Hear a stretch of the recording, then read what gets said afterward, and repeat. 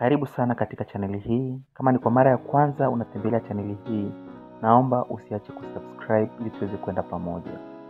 Leo naomba tuangalie jinsi gani utaweza kutimiza malengo yako na kufikia malengo yako au kufikia ndoto zako.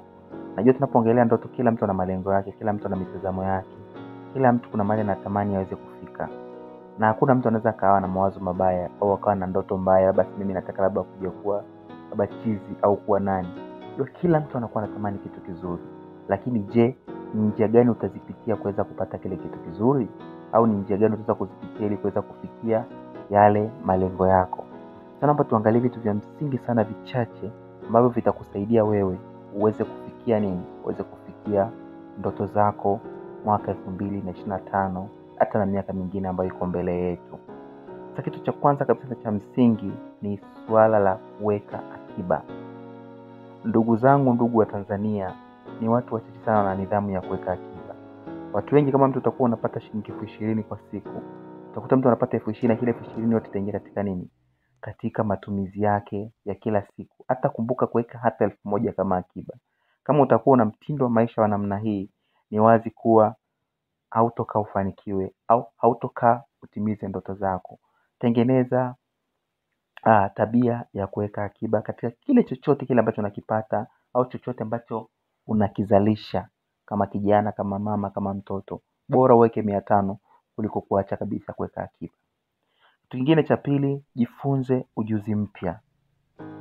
Kuna vitu vingi sana katika mazingira yetu ambayo tukijifunza tukavifanya, tutafanya vizuri. Kuna mambo mengi, kuna ufundi wa vitu mbalimbali, kuna ushonaji, kuna masuala ya kilimo, kuna masuala ya biashara mbalimbali.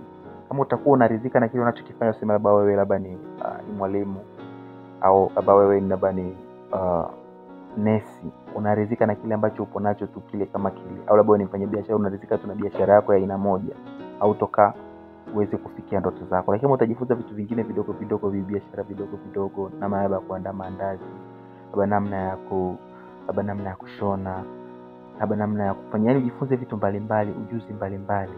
Kama utajifunza vitu mbalimbali, maana yake utakuwa ni mtu ambaye unaweza kujiongezea kipato kupitia nini? Kupitia ule ujuzi ambao utakuwa umejifunza. Kwa naomba nikutie hamasa. Kama umezoea kudili na kitu kimoja, jaribu kuongeza kitu katika vile ambavyo unavijua. Itakusaidia kuweza kufanya vizuri zaidi, na utaweza kuona nini? Utaweza kuona ndoto zako zikitimia au kuweza kufikia malengo yako. Maana kama utakuwa unatumia kitu kimoja tu, inakuwa ni ngumu sana kufanya nini? Kufikia malengo yako. Lakini kama utakuwa na vitu mbalimbali, tunasema multiple sources of income, na ni vyanzo vingi vya kipato, utakuwa unaweza kufikia ndoto zako kirahisi zaidi. Tofauti na ule mtu ambaye anategemea kitu kimoja tu yeye kama yeye. Kwa kama leo labda wewe ni mwalimu, wewe ni labda kwenye biashara, jaribu kutafuta vitu vya tofauti nje na ile career yako ambayo upo nayo wewe. Kama utatafuta vitu vingine, manake ni wazi kuwa utafanya vizuri zaidi. Kitu kingine cha mwisho kabisa ambacho natamani tukiangalie hapa, ambacho kitakusaidia na kitakuwezesha wewe, ni kutumia mtandao kwa faida. Ndugu zangu, tunaishi katika ulimwengu ambao mitandao haikwepeki. Lazima kila kitu kinafanyika katika mitandao kwa asilimia kubwa.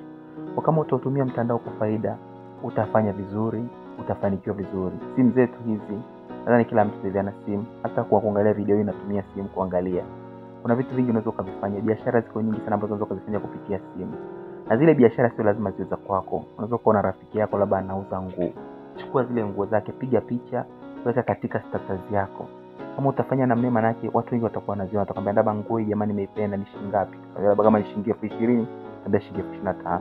Maana yake ni wazi kwa utapata 5,000 katika kila nguo ambayo utakuwa umefanya nini? Umeuza wewe. Kwa utakuwa umetumia mtandao kwa faida. Lakini vijana wengi wamekuwa wakikesha mitandaoni kuangalia udaku, kuangalia vitu ambavyo haviongezi chochote. Lakini kama utakuwa unautumia mtandao kwa faida, ni wazi kuwa utaona matokeo makubwa na utaweza kufikia ndoto zako. Na pia kuna vitu vingine vya msingi sana. Kama kijana unaweza kufungua hizo platform za mtandao ambazo zinakuwa zinalipa, kama vile YouTube channel, kama vile blogs, zinakuwa zinakulipa wewe kwa wale watembeleaji wako.